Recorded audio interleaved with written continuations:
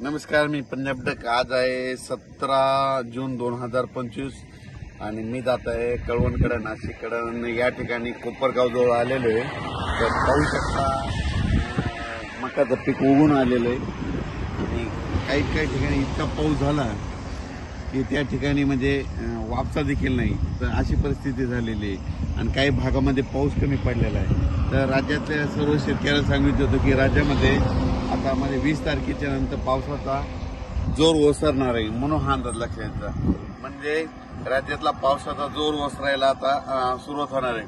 पण राज्यातल्या सर्व शेतकऱ्यांना सांगितलं होतं काही काही भागामध्ये इतका पाऊस पडला तिथं वापसा नाही, काही काही भागामध्ये पाऊस कमी पडला आणि काही भागामध्ये म्हणजे इतका जास्त झाला की तिथं आणखीन एक महिना झालं म्हणजे पेरणी सुद्धा करता येत नाही.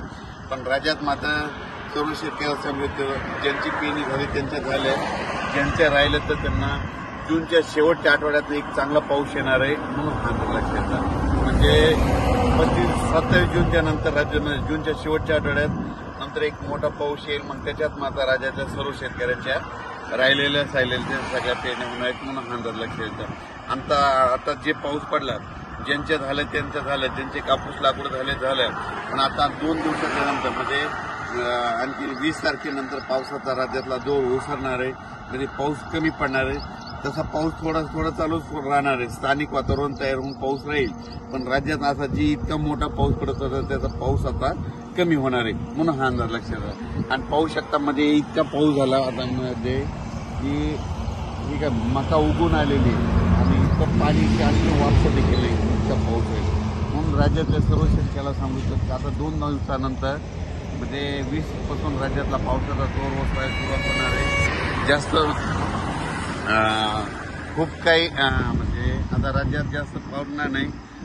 सरी मात्र येत राहतील. म्हणजे आणखीन 2-4 दिवस मध्ये एकदम बंद होणार नाही, पण सरी चालत राहील. भाग बदलत पडणार आहे. आता म्हणजे सर्व दूर पडणार नाही, भाग बदलत तरच पाऊस राहणार आहे, म्हणून हा अंदाज लक्षात येतो. राज्यातल्या सर्व शेतकऱ्याला सांगू इच्छितो याच्यानंतर मग पाऊस असा चांगला मोठा कधी येईल.